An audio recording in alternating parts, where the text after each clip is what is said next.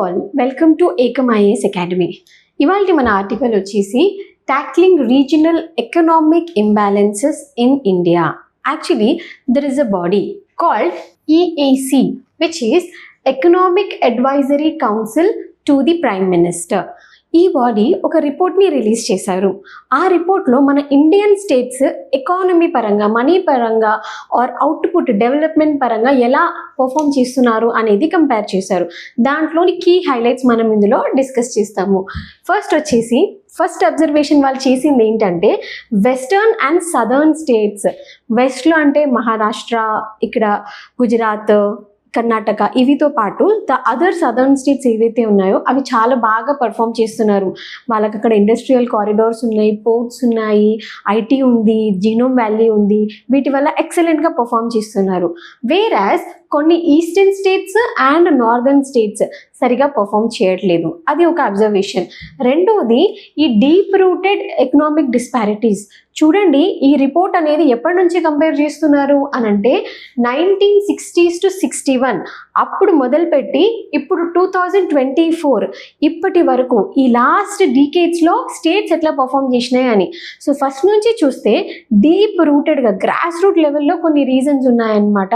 అవి అసలు మారట్లేవు. వాటి వల్ల ఈ పర్ఫార్మెన్స్ అనేది డిఫర్ అవుతుంది అని. సో మనం డిస్కస్ చేద్దాం ఈ రిపోర్ట్ ఎలా ఉంది అని. నెక్స్ట్, ఇప్పుడు మనం unequal contributions and intra state gaps గురించి మాట్లాడతాం. ఫర్ ఎగ్జాంపుల్ ఒక స్టేట్ తీసుకోండి. ఇక్కడ వీళ్ళు చూపించిన ఎగ్జాంపుల్ మహారాష్ట్రలోనే 2 డిఫరెంట్ రీజియన్స్, ముంబై, విదర్భ. ముంబైలో ట్యాక్స్ రెవెన్యూ కానివ్వండి, ఫినాన్షియల్ క్యాపిటల్గా చాలా మంచి డెవలప్మెంట్ గ్రోత్ చూపిస్తుంది. వేరాజ్ విదర్భలో లో ఇన్కమ్, వెరీ పువర్ రీజియన్స్, చాలా స్లమ్స్, ఇలాంటి రీజియన్స్ కనిపిస్తున్నాయి. ఒకటే స్టేట్ కానీ 2 రీజియన్స్ మధ్యలో విపరీతమైన ఇన్ఈక్వాలిటీ, అసమానత అనేది కనిపించిందంట. అలాగే సౌత్ స్టేట్స్కి, నార్త్ స్టేట్స్కి చాలా ఎక్కువ ఇన్ఈక్వాలిటీ అనేది కనిపించింది. ఫర్ ఎగ్జాంపుల్ నార్త్ ఇండియాని తీసుకున్నారనుకోండి, కొన్ని స్టేట్స్ లైక్ ఢిల్లీ, హర్యానా, ఇలా 2-3 స్టేట్స్ని మినహాయించి యూపీ, బీహార్, ఉత్తరాఖండ్ చాలా తక్కువగా పర్ఫామ్ చేశాయి. అదొకటి. నెక్స్ట్, ఈస్ట్ ఇండియాలో ఇన్వెస్ట్మెంట్స్ చాలా తక్కువగా వస్తున్నాయి. ఈస్ట్ ఇండియాలో ఎక్కువగా మనం ఏం బెల్ట్ చూస్తాము? స్టీల్, అల్యూమినియం, ఐరన్, ఈ ఇండస్ట్రీస్ ఎక్కువ చూస్తాం కదా. అక్కడ ఎక్స్పోర్ట్స్ కూడా తగ్గిపోయాయంట. సో అక్కడ కూడా గ్రోత్ పడిపోయింది. అదే సౌత్ అండ్ వెస్టర్న్ స్టేట్స్ మాత్రం చాలా బాగా పర్ఫామ్ చేస్తున్నారంట. ఎందుకు సౌత్ చెప్పండి? సౌత్లో ప్రైవేట్ ఇన్వెస్ట్మెంట్ చాలా బాగా వస్తుంది. బికాజ్ మనకి IT corridor, pharma, infrastructure, ports ఇవన్నీ బాగా ఉండడం వల్ల. సో సౌత్ వెస్టర్న్ నేషన్స్ చాలా బాగా చేస్తున్నాయి, నార్త్ ఈస్టర్న్ స్టేట్స్ అనేవి తక్కువగా చేస్తున్నాయి అని ఈ రిపోర్ట్ మనకి చెప్తుంది. Next, liberalisation and uneven impact. మనకి ఎల్పిజి రిఫార్మ్స్ అనేవి కంట్రీలో ఎప్పుడు వచ్చాయి చెప్పండి? పోస్ట్ 1991 తర్వాత. ఎల్పిజి అంటే లిబరలైజేషన్, ప్రైవేటైజేషన్, గ్లోబలైజేషన్. అప్పటిదాకా క్లోజ్డ్గా ఉన్న ఎకానమీ, క్లోజ్డ్గా ఉన్న కంట్రీగా మనం ఓపెన్ అప్ అయిపోయాము. బయట నుంచి ఫారెన్ ఇన్వెస్ట్మెంట్ని పిలిపించాము, మన దగ్గర లైసెన్స్ సిస్టమ్ని క్యాన్సిల్ చేశాము, ఈజ్ ఆఫ్ డూయింగ్ బిజినెస్ తీసుకొచ్చాము. దీనివల్ల ఎక్కువగా గ్లోబలైజ్ అయిపోయాం మనం. బట్ దీనివల్ల ఇండియా అంతటా ఒకే రకంగా బెనిఫిట్ అవ్వలేదు. ఓన్లీ ఎక్కడెక్కడైతే కోస్టల్ రీజియన్స్ ఉన్నాయో, అర్బన్ రీజియన్స్ ఉన్నాయో అవి మాత్రం ఎఫెక్ట్ అయ్యాయి. ఇన్లాండ్ రీజియన్స్, రూరల్ రీజియన్స్ చాలా ఎఫెక్ట్ అయ్యాయంట. మీరు తెలంగాణ మూవ్మెంట్ గురించి చదివినా కూడా ఈ ఎల్పిజి రిఫార్మ్స్ వల్ల small scale industries, cottage industries ఎంత దెబ్బతిన్నాయి అనే విషయం మనం తెలుసుకోవచ్చు. సో ఎక్కడైతే అర్బన్ ఏరియాస్, కోస్టల్లో ఏంటంటే అక్కడ ఎక్స్పోర్ట్ మార్కెట్స్, ఎక్స్పోర్ట్ బిజినెస్ బాగా జరుగుతుంది కదా అక్కడ. అండ్ ఎక్కడైతే ప్రైవేట్ క్యాపిటల్ వస్తుందో ఈ అర్బన్ ఏరియాస్లోకి, అవి మాత్రమే బాగా డెవలప్ అయ్యాయంట ఎల్పిజి రిఫార్మ్స్ వల్ల. మిగతావేమో బిజినెస్ లేక, ఎక్స్పోర్ట్ లేక, మార్కెట్ లేక పడిపోయాయంట. అది. Next, investment patterns and disparities. ఏవైతే డెవలప్డ్ స్టేట్స్ ఉన్నాయో, ఆల్రెడీ సౌత్లో, వెస్ట్లో మంచి ఇన్ఫ్రాస్ట్రక్చర్ ఉంది వాళ్ళ దగ్గర, హ్యూమన్ రిసోర్స్ పొటెన్షియల్, చదువుకున్న వాళ్ళు బాగా ఉన్నారు, ఇంగ్లీష్ మాట్లాడే వాళ్ళు బాగా ఉన్నారు. సో ఇలాంటి రీజన్స్ వల్ల ఆల్రెడీ డెవలప్ అయిన ప్లేసెస్కే ఎక్కువ ఇన్వెస్ట్మెంట్ వెళ్ళింది, ఎక్కువ క్యాపిటల్ అనేది వెళ్ళింది. చూడండి, డెవలప్ అయ్యేది ఎట్లాగో డెవలప్ అవుతూనే ఉంటారు. రూరల్ ఏరియాస్ని, లెస్ డెవలప్డ్ వాటికి కదా క్యాపిటల్ పంపాలి, కానీ ఇక్కడ అది జరగలేదు. బయట నుంచి ఏదైతే ఫారెన్ ఇన్కమ్ ఆర్ ఇన్వెస్ట్మెంట్ వచ్చిందో అది డెవలప్డ్ ప్లేసెస్కే ఎక్కువ వెళ్ళిందంట. సో రిచ్ వాళ్ళు ఇంకా రిచ్ అయ్యారు, పువర్ వాళ్ళు డీప్ రూటెడ్గా అలాగే పువర్గా ఉండిపోయారు. మనం స్టేట్స్ విషయంలో మాట్లాడుతున్నాం. నెక్స్ట్, పబ్లిక్ సెక్టర్ ఇన్వెస్ట్మెంట్ కూడా తగ్గిపోయాయి. ఎప్పుడైతే ఎల్పిజి జరిగిందో, పి అంటే ఏంటి, ప్రైవేటైజేషన్. అప్పటిదాకా గవర్నమెంట్ కంట్రోల్లో ఉన్న ఇండస్ట్రీస్ కూడా చాలా వరకు ప్రైవేటైజ్ చేసాం, ప్రైవేట్ క్యాపిటల్ని రప్పించాం. దానివల్ల గవర్నమెంట్ కంట్రోల్ కొంత తగ్గిపోయింది. సో ఈ ఇన్వెస్ట్మెంట్స్ లేక కూడా చాలా ఇండస్ట్రీస్ సఫర్ అయ్యాయి, రీజనల్ ఇంబ్యాలెన్స్ అనేది పెరిగింది అని చెప్తారు. Next, urban centres as economic hubs. ఇండియాలో ఎక్కడెక్కడైతే అర్బన్ అగ్లోమరేషన్ సెంటర్స్ ఉన్నాయో, లైక్ ఎగ్జాంపుల్ మీరు ఆలోచించండి, ఢిల్లీ, ముంబై, బెంగళూరు, గ్రేటర్ నోయిడా, ఇలాంటి అర్బన్ ప్లేసెస్లోనే ఇంకా ఇంకా డెవలప్మెంట్ పెరిగింది. అక్కడికే ఇన్వెస్ట్మెంట్ వచ్చింది, ఇన్ఫ్రాస్ట్రక్చర్ వచ్చింది, క్యాపిటల్ వచ్చింది. ఆ సిటీస్తో పాటు ఆ చుట్టుపక్కల పెరిఫెరీలో ఉన్న చిన్న చిన్న చిన్న సెటిల్మెంట్స్, టౌన్స్ ఉంటాయి కదా, అవి కూడా స్పిల్ ఓవర్ ఎఫెక్ట్స్ వల్ల డెవలప్ అయ్యాయి. బట్ దానికి దూరంగా ఉన్న రీజియన్స్ మాత్రం అలానే ఉండిపోయాయి. సో అర్బన్ ప్లేసెస్, దాని చుట్టుపక్కల అవి మాత్రమే బాగా డెవలప్ అయ్యాయి. Next, role of infrastructure and governance. ఎక్కడెక్కడైతే స్టేట్స్లో మంచి ఇన్ఫ్రాస్ట్రక్చర్ ఉందో, అది బ్రిడ్జెస్ కానివ్వండి, ఆఫీస్ బిల్డింగ్స్, ల్యాబొరేటరీస్, ఏదైనా ఇన్ఫ్రాస్ట్రక్చర్ మంచిగా ఉండి, గవర్నెన్స్ అక్కడ పాలసీస్ మంచిగా ఉండి, ఆ స్టేట్ గవర్నమెంట్ లేదా మున్సిపల్ గవర్నమెంట్ బిజినెస్కి సపోర్టివ్గా, డెవలప్మెంట్కి సపోర్టివ్గా పాలసీస్ చేసిన ప్లేసెస్ అక్కడ మాత్రమే డెవలప్ వచ్చింది, మంచి పాలసీస్ ఉన్న ప్లేస్లో. ఎక్కడైతే అడ్మినిస్ట్రేటివ్ ఎఫిషియన్సీ బాగుందో అక్కడ మాత్రమే డెవలప్మెంట్ వచ్చింది, మిగతావన్నీ అలాగే పువర్గా ఉండిపోయాయి.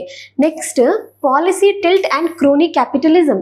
ఈ రిపోర్ట్ ఏం చెప్తుందంటే, పాలసీస్ కూడా డెవలప్డ్ స్టేట్స్కి ఎక్కువగా ఫేవర్ చేశాయంట. మామూలుగా ఎలా ఉండాలి గవర్నమెంట్ పాలసీస్, వెనుకబడ్డ రాష్ట్రాలు, వెనుకబడ్డ జిల్లాలు, వాటికి కదా తీసుకురావాలి. కానీ ఎక్కువ బిజినెస్లు, ఫ్యాక్టరీస్, ఫినాన్షియల్ క్యాపిటల్, ఆర్బిట్రేషన్ సెంటర్లు, ఇవన్నీ ఆల్రెడీ డెవలప్ అయిన స్టేట్స్. మీరు చూడండి, గుజరాత్లోనే చాలా వరకు మేజర్ సెంటర్స్ అవన్నీ ఎక్కువ గుజరాత్లోనే లొకేట్ అయి ఉంటాయి. ఫార్మా మొత్తం ఒకే దగ్గర హైదరాబాద్లో ఉంటుంది, అది ఐటీ అంతా ఒకే దగ్గర బెంగళూరులో ఉంటుంది. సో కాన్సన్ట్రేటెడ్గా ఆ పాకెట్స్లో ఉండిపోయాయి అన్నమాట. ఈవెన్ డిస్ట్రిబ్యూషన్ అనేది అవ్వలేదు అనేసి ఈ రిపోర్ట్లో గమనించారు. Next, federalism at risk. Federalism అంటే ఏంటి, మనకు అక్కడ సెంటర్లో ఒక గవర్నమెంట్ ఉంది, అలాగే ప్రతి స్టేట్కి వాళ్ళ వాళ్ళ స్టేట్ గవర్నమెంట్స్ ఉన్నాయి. ఎవరి స్టేట్ గవర్నమెంట్ వాళ్ళ లెజిస్లేషన్ వాళ్ళు చూసుకుంటారు వాళ్ళ రాష్ట్రంలో.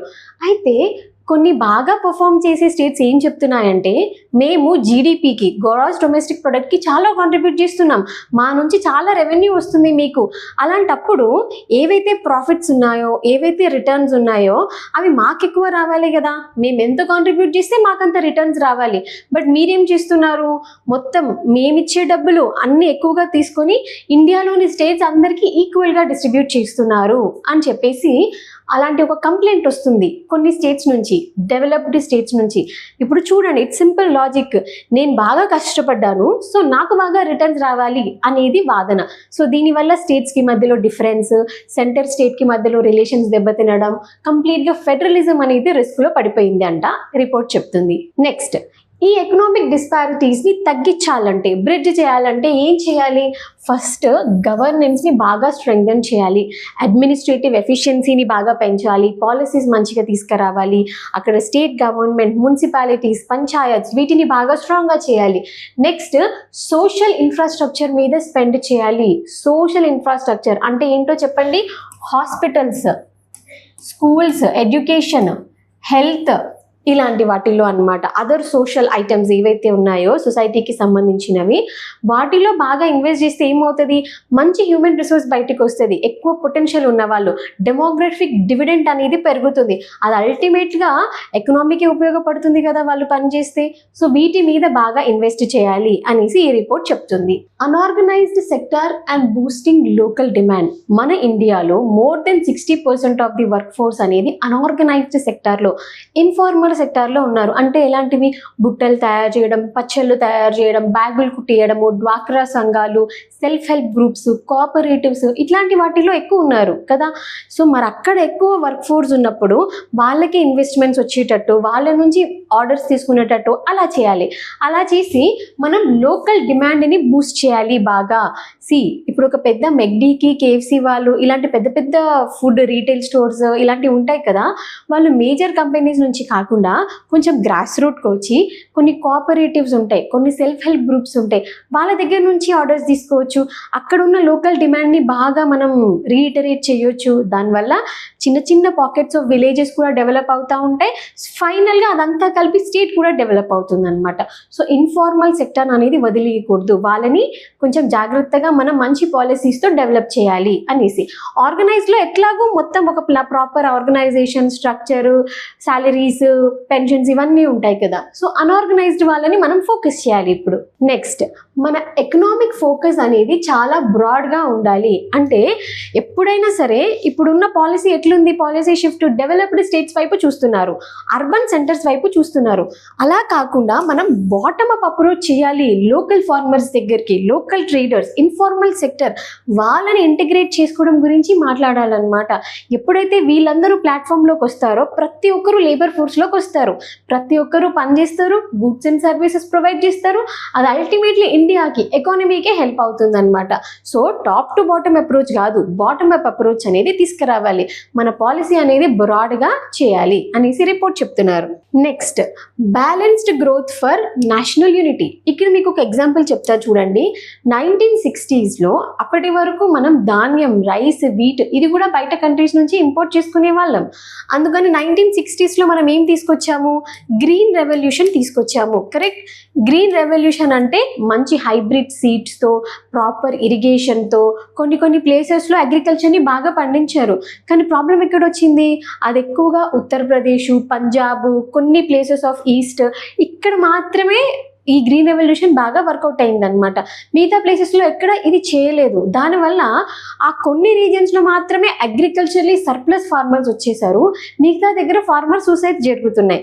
సో ఇట్లా ఫ్యూ పాకెట్స్లో చేయకుండా బ్యాలెన్స్డ్గా గ్రోత్ చేయాలన్నమాట మనము. ఎందుకంటే అది నేషనల్ యూనిటీకి బాగా అవసరం. ఇప్పుడు స్టేట్స్ ఈక్వల్గా లేవనుకోండి, కొన్ని స్టేట్స్ పువర్గా బాధపడుతున్నాయి, కొన్నేమో విపరీతంగా డెవలప్ అయిపోతున్నాయి, లైక్ మహారాష్ట్ర కానివ్వండి, తమిళనాడు ఆర్ సౌదర్న్ స్టేట్స్ లాగా. దీనివల్ల డిస్టర్బెన్సెస్ క్రియేట్ అవుతాయి. ఫర్ ఎగ్జాంపుల్ నార్త్ ఈస్ట్లో చూడండి ఎన్ని సెపరేటిస్ట్ మూవ్మెంట్స్ వస్తున్నాయో. మమ్మల్ని ఇండియన్ గవర్నమెంట్ పట్టించుకోదు, మేము ట్రైబల్ పీపుల్ అని మమ్మల్ని ఏలియనేట్ చేస్తున్నారు, మాకు సపరేట్ స్టేట్ కావాలి, లేదు మాకు సపరేట్ కంట్రీనే కావాలి. ఇలాంటి డిమాండ్స్ ఎందుకు వస్తున్నాయి, బ్యాలెన్స్డ్ గ్రోత్ లేదు కాబట్టి.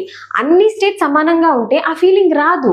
బట్ ఈ కంట్రీలో ఉంటే మమ్మల్ని పట్టించుకోరు, మనం ఎప్పటికీ పూర్గా ఉంటాము అనే ఫీలింగ్ వచ్చింది అనుకోండి, ఫెడరల్ డిస్ప్యూట్స్ వస్తాయి, ఫెడరల్ స్టెబిలిటీ అనేది బ్రేక్ అయిపోతుంది, సోషల్ హార్మనీ కూడా బ్రేక్ అవుతుంది. ఎందుకంటే ఈ పువర్ స్టేట్స్లో చదువు సరిగ్గా ఉండదు, స్కూల్స్ ఉండవు, నరిష్మెంట్ ఫుడ్ సరిగ్గా ఉండదు, ఇన్సెక్యూరిటీ ఉంటుంది.